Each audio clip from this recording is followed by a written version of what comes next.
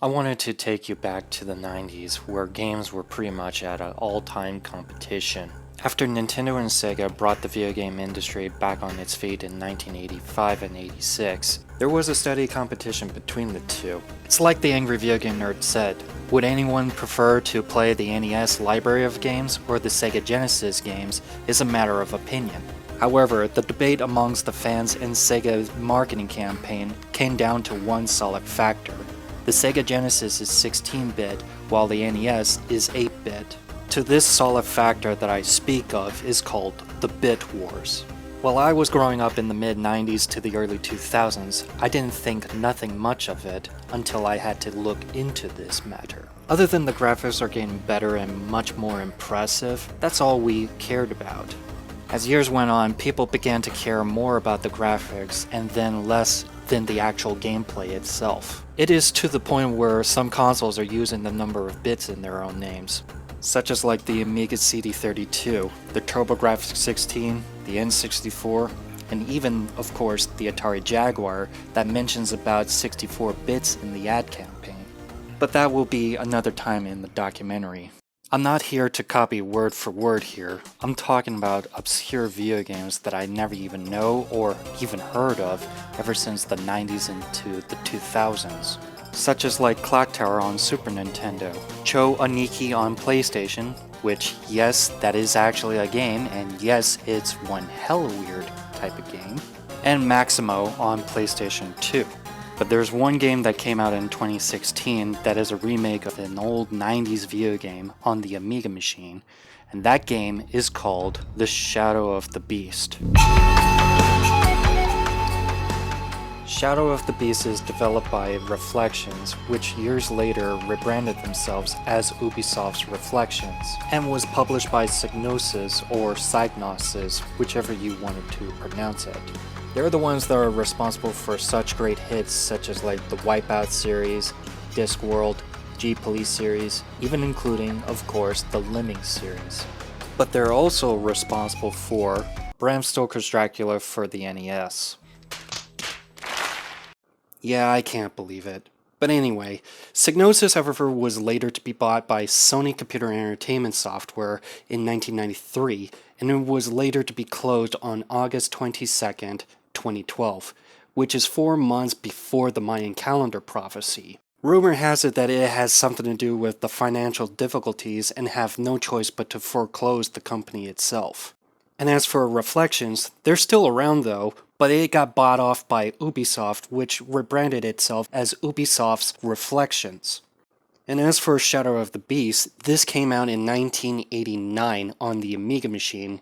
Hi, it's me again, just to explain real quick. Unfortunately, I don't own the copy of those 3 games. You can download them in my abandonware, but I'm not doing a let's play of this, other than just talk about the story and the flaws that are actually in the game itself, so there you go. It really is a classic, which I highly recommend any other collectors that want to play this game. But be warned though that you're gonna use the manual more often just to actually figure out where to go next, and it was later ported onto many other consoles, such as like the Atari ST, Amstrad CPC, Commodore 64, ZX Spectrum, and so forth. Just for a graphical example, here's a side-by-side graphics differences between Genesis and the Super Nintendo. The Genesis version looks exactly like the one on the Amiga machine, versus the Super Nintendo far different than its comparison due to its bright and colorful vibrance. Unfortunately, the Super Nintendo version of Shadow of the Beast is just a prototype and it was never ever released. As for Shadow of the Beast on the Amiga machine, it's a beat-em-up arcade style type of game, but it's also one of those where do I go kind of games. Now, I myself never even own a copy of Shadow of the Beast, but on the side note, how is a kid from 1989 supposed to know where to go first? Well, guess what? They're in the manual that you're supposed to read. Plus, it's one of those games that needs a big friggin' map just to figure out where every key items and also keys in order to progress within the level itself. Plus, the description of enemies and bosses are actually in the manual. Plus, it's a trial and error type of game where it requires you to read the manual just to figure out which level that you need to go first in order to actually pick up the key items. This game is absolutely short, which would take you about a half an hour or so just to beat the game. The story-wise in this game is only found in the manual itself, which you wouldn't even know in context. You play as this character that learns about his dark past, that he was once human before he became the Beast. His overall goal is to hunt down the Beast Mage that turned him into the Beast in the first place in order to revert back to his human form. But getting to the Beast Mage is going to be a problem because, as I said before, this is a trial and error type of game that you need to go first in order to actually, of course, progress further into the level with the key items that you have to collect. The final boss is a giant, which it never explains in the manual itself, or what Beast Mage it might have been. After defeating it, you're given a congratulations screen that you are free from the Shadow of the Beast. There's no cutscene, nothing, unless you have the PC Engine version. The game itself was given an 81% in Games Nostalgia, and a 4.6 out of 5 in My Abandonware. Overall, it's a classic, but short. Moving on to the sequel, Shadow of the Beast Part 2, we're given cinematic cutscene and more stories into the element of the world of Shadow of the Beast Part 2 in context of the first original, and it's much of the same as the original, only this one is upgraded differently. There's NPCs to talk to, key item hunting, and also puzzle solving. The story elements and plots are far fleshed out than its original. Plus it gives you much more reasons to hunt down this Beast Mage that just had the main protagonist's sister held up in his own castle. Yet it's another one of those where do I go kind of games, and also one of those games that needs a big map just to figure out which point A to point B to point C in order to actually beat the game itself. Plus it'll take you about an hour just to figure out where everything else is, even including of course the key locations or where the heck have you been in so many other places. It's another one of those trial and error type of games where it requires you to have the manual or a magazine just to figure out the information of where items are. You're never ever gonna beat this game. Plus there's a WTF moment on how in the world are you supposed to figure this one out. The game was given about 3 out of 10 on Lemon Amiga, yet 90% of the Google users actually liked this game. It's also ported onto the home consoles as well, only this one has a bit of a short listing for some reason. It's as if Psygnosis doesn't have the biggest budget just like the first original has, versus of course its sequel that only has like a bit of a short budget. In terms of porting it, I mean. Once you beat the Beast Mage, it gives you the exposition of the ending that you defeated the Beast Mage that was terrorizing Caramoon, and the other Beast Mage, Meltoff, is still out on the run, leaving the door open for another sequel, which I will about to go in details. Shadow of the Beast Part 3 was released in 1992, which is the same year that Alone in the Dark came out. A fully 3D video game versus the two-dimensional game. The game itself is also shorter in comparison with 1 and 2, only this one is given about a Mega Man level selector. The levels and the puzzles are much easier, except that you still need to use the manuals from time to time. There are 4 items that you need to collect in order to defeat Meltoff once and for all. The final boss is just a giant floating head that's just flying around but also making scary faces and shooting lightning out of its 2 hands that are floating as well. This game was left as the 3rd and final of the Shadow of the Beast series. Lemon Amiga gave this game an 8 out of 10 rating system, while My Abandonware gave it a 4.5 out of 5. Overall, it's a good game, it's just all 3 of them are just incredibly short in this entire series. The remake of Shadow of the Beast didn't even came out until 2016.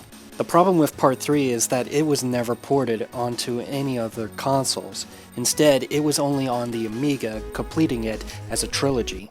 Fast forward to 24 years later, along with Ubisoft Reflection and the partnership with XDev and Heavy Spectrum.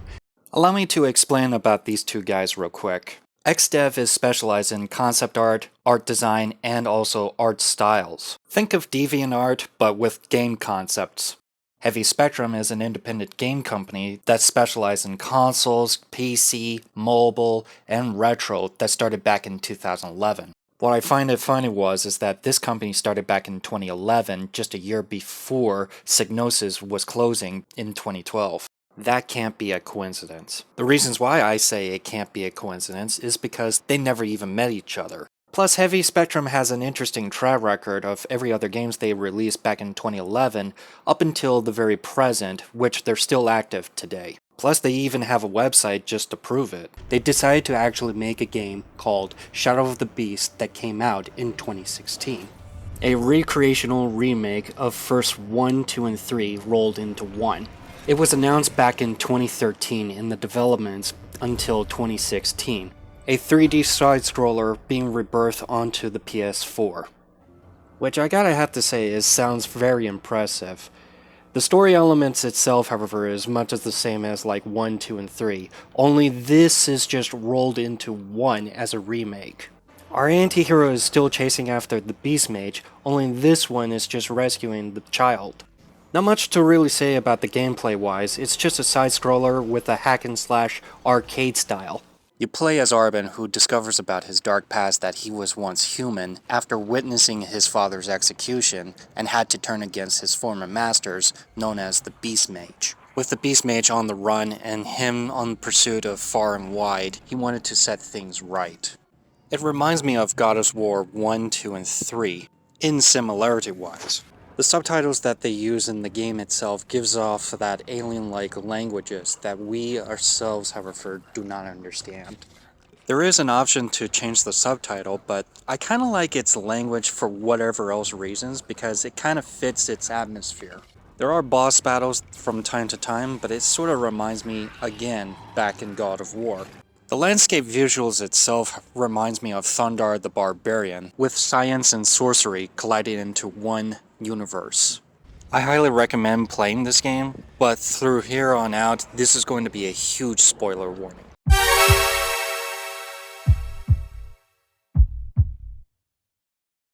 The reasons that you're chasing after this Beast Mage is because of Arbin's dark past revealed that he was the one that actually took him from his village when he was an infant child. With him turning into the beast without him knowing about his human past, they decided to actually make him into a killing machine by raiding every single last village as he grew older. This sounds oddly familiar to the tome that is in Diablo, left by the group of secretive magi known as the Haradrim. In the book, it says that the three primevals appear in the world, ravaging the eastern lands for many decades. The Haradrims were tasked to take out the primevals using the artifacts known as the Soul Stones. They managed to capture the two primevals and imprisoning them in the Soul Stones and bury them within the eastern sands. While the last primeval, Diablo, the Lord of Terror, had fled to the western lands with many of the Haradrim in pursuit. They eventually captured Diablo and imprisoning him in the Soul Stone and bury him within the labyrinth. The last part gives a warning that those people should never discover the Soul Stone of those of not of the faith.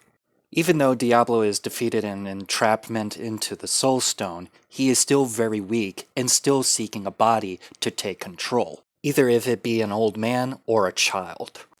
Be warned that the Soul Stone must be kept from discovery by those not of the faith. If Diablo were to be released, he would seek a body that is easily controlled, as he would be very weak, perhaps that of an old man or a child.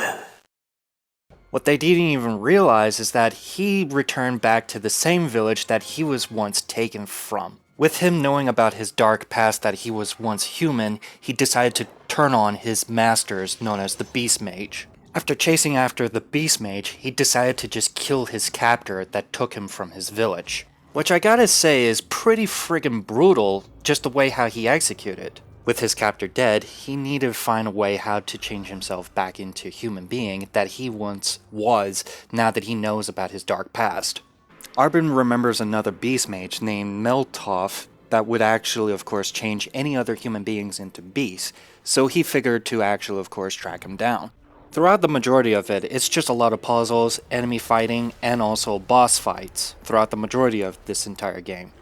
Once he gets to Zelek's castle, he decided to actually pick up an artifact, but also, however, pick up the laser weapon. After slaying the serpent with its blood pouring out, it created a portal that Meltoff was waiting for him, by sucking his soul dry. The old man came from nowhere and destroyed the artifact that Meltoff was using the portal. He gets whisked away to the place of the dead where he has to go through a trial of where every single last enemies that he's slain to make amends in order to make a portal to where Meltov is. Again, Meltov is waiting for him just for the final conflict. After fighting his creatures and using his jetpack just to fly against Meltov with his laser weapon, we come to the final ending where he actually, of course, ditches away his laser weapon, cuts off his head open, and actually, of course, however, just trying to get to where Meltov is in this sarcophagus that is on the creature's forehead. It opens, revealing that Meltov is inside, but he is also just trying to flee out of one last-ditch effort. But Arbin was too fast for him, and he actually, of course, followed him through, bringing us the 3 ending. The first ending shows that Meltov gets tossed across the room while the throne's destroyed, thus saving the humanity, but also Arbin is forever damned to be as the beast. The old man from before tells him that there is a way to change him back into a human being, and thus, however, disappeared once again. In the second ending, Arbin wanted to get rid of the nightmare of what he had become, and thus pleading Meltov to change him back to a human being. In word of Meltov, he actually changed him into a human being, thus Arbin, of course, left the palace to be with his people. The third ending is brutal. Meltov gets killed, and Arbin taken over the throne as the new Beast Mage. Now, I'm not even sure if this is actually accomplishing of saving his village, or just forever damning it. We see an orb that gets summoned, and it just cuts off. There's also a secret ending game, but I'm not even sure if this is even relevant to the story itself. So there you have The Shadow of the Beast, a long-forgotten series that got resurrected itself in 2016. It's an interesting series nonetheless, though I hope they make Shadow of the Beast Part 2 as a remake. Until next time I'm gonna focus more on the next documentary series.